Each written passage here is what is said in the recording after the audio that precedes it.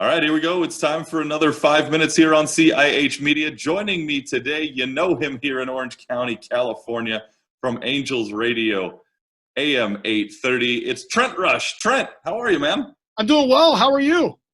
Hey, hanging in there. We just had a really exciting World Series. I know you're with the other side of the coin. I figure we could talk a little bit about that. So I guess we can dive right in. We'll go ahead and put the 5 minutes right on the clock, and let's talk about it.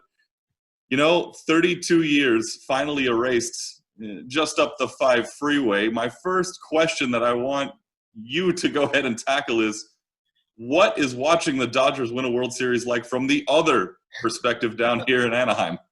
Well, I'd much rather it be the team that plays in Anaheim be the team that was in that position.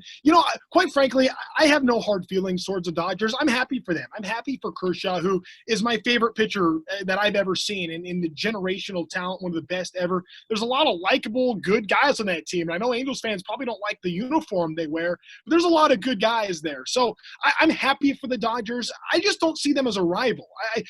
When Houston won the World Series, for me, that stung more.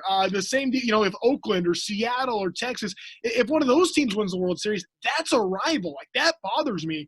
The Dodgers winning a World Series, I know that, they have the Freeway Series every year, and the fans get into that rivalry. For me, it's not that big a deal. And the Angels, for 18 years got to say we've won a World Series more recently than you guys had. So I think Angels fans can take that and, understanding the Dodgers have been the best team in baseball for the last several years. Third time in 4 years they were in the World Series. They finally got a ring, and I'm happy for a lot of those guys. Nobody, though, more so than Kershaw. I figured I'd get that question out of the way right out of the gate because I figured that one might have stung a little bit, but it looks like you're taking it well, so that's a good thing. Let's look at more. It's not ideal. Yeah.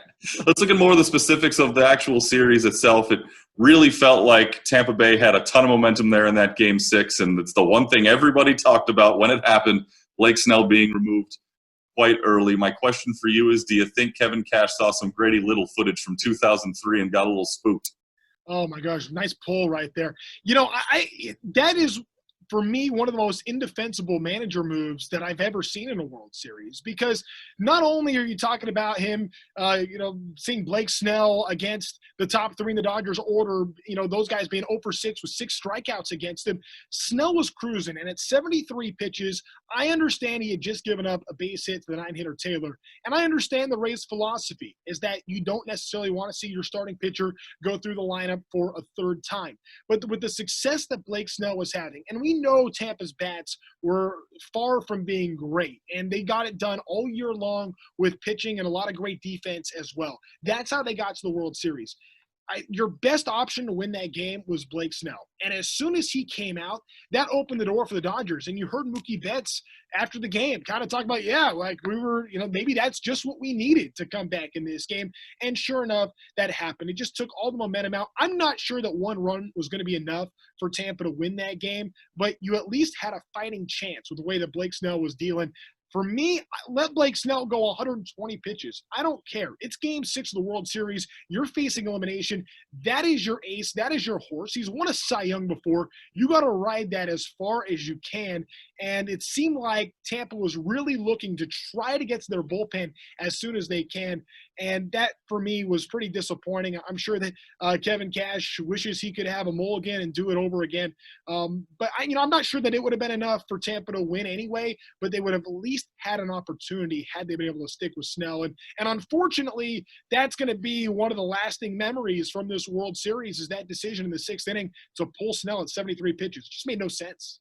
One of the key aspects to this World Series had to be the base running of Mookie Betts, of course. Definitely in the conversation for possibly being MVP of that World Series. But you rewind back to the NLCS and all the times that Atlanta had a chance to do something on the base paths, and they just couldn't get it done. But that was not the case for Mookie during this World Series. anytime there's contact with Betts at third, there were two really key moments in the World Series where Betts scored from third on ground balls that I'm not sure that anybody else scores on. Those ended up being key moments. And I know that, it's funny that, the analytics versus the old school conversation that happens in baseball.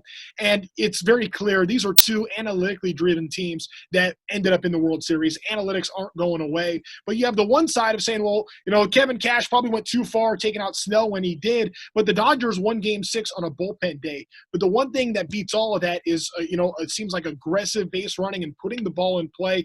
The Dodgers have a great third base coach in Dino Ebel, who Angel fans know for a long time. And the combination of Ebel and Mookie Betts was quite lethal in that World Series. So I was happy for those guys.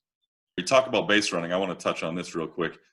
Boy, how can you not get on a guy's case who keeps winning you tacos every single World Series? Trent, thanks so much for joining us. You can catch Trent hosting the Angels Recap podcast coming up soon on Apple Podcasts and Google Podcasts as well.